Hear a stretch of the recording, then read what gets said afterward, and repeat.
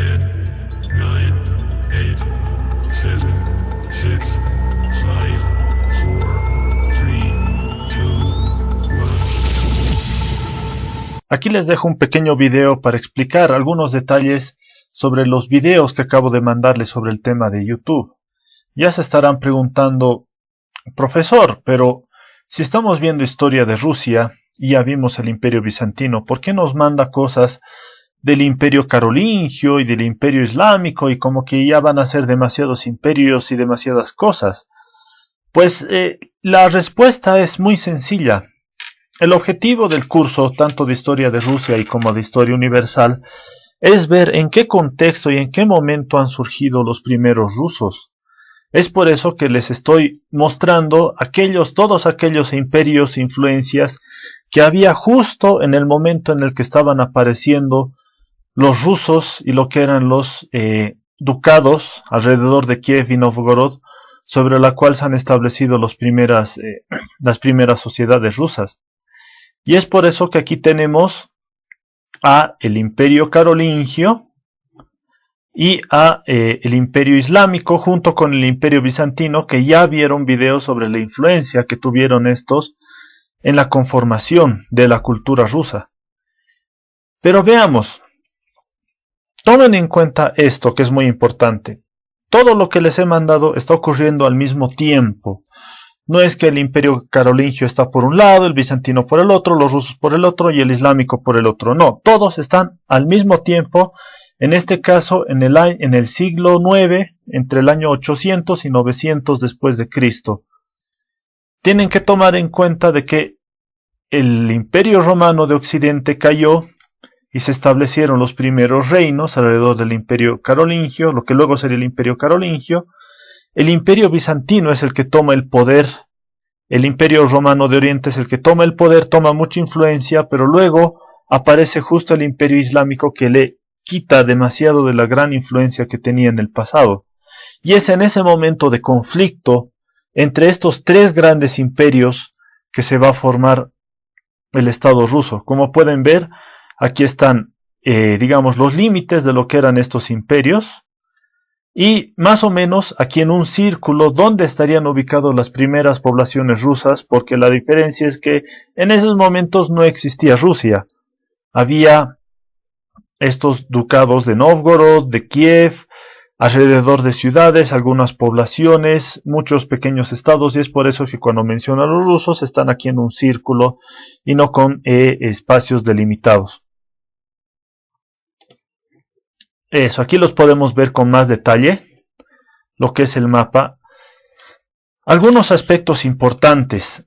Lo que no mencionaron en los videos que acabo de mostrarles es que mientras estaba ocurriendo todo esto, como les repito una vez más, al mismo tiempo, el Imperio Bizantino era el más influyente y poderoso de todos.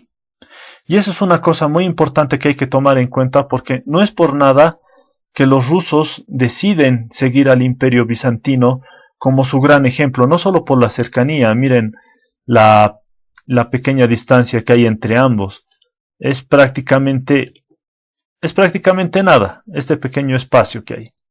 Esta pequeña diferencia hace que los rusos, a través de Crimea más específicamente, tengan contacto directo con la capital Constantinopla.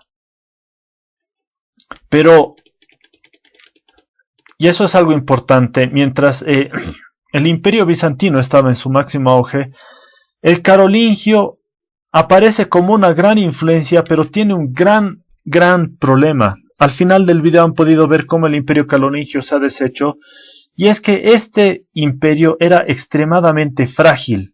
No podemos hablar de un gran imperio, de un territorio fuertemente controlado por el rey, porque aunque Carlomagno era una figura muy importante, al final el imperio terminó deshaciéndose y aparecieron un montón de ducados. Podríamos decir que el ejemplo, digamos, el eje de la civilización en ese momento, donde estaba concentrado la mayor economía, cultura y demás, era el Imperio Bizantino. El Imperio Islámico era un fenómeno muy novedoso en aquel momento. Luego se convertiría en el eje de la civilización, pero en estos momentos todavía estaba apareciendo y se estaba expandiendo. Esto del Imperio Islámico es muy importante porque mientras los rusos no han recibido una influencia directa del Imperio Islámico, a pesar de esta corta distancia, van a ser otros pueblos que justamente van a contactar con los rusos, los que van a terminar recibiendo la influencia del Islam, más concretamente los conquistadores mongoles que van a llegar en un futuro. Si volvemos a este mapa, pueden ver que el Imperio Islámico está aquí abajo, pero la influencia de la religión, no tanto así del imperio, llega a todas estas regiones.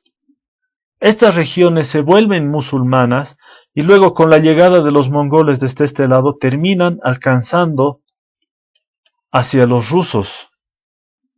Y si bien los rusos no se van a convertir al Islam, muchos territorios de la actual Rusia y de lo que luego sería el Imperio Ruso sí van a tener influencia del Islam. Por ejemplo, todos estos países que están acá, que antes pertenecían al Imperio Ruso, son islámicos. También lo que es el sur de Rusia tiene mucha influencia y va a ser una constante lucha entre los rusos que más bien proponen la influencia de la religión ortodoxa y herencia de los bizantinos, en constante pelea con los islámicos por este lado, y con los católicos, con los cristianos católicos, seguidores del Papa por el otro lado, herencia del Imperio Carolingio. Entonces vamos a ver que los rusos van a recibir por eso esta influencia de ambas partes.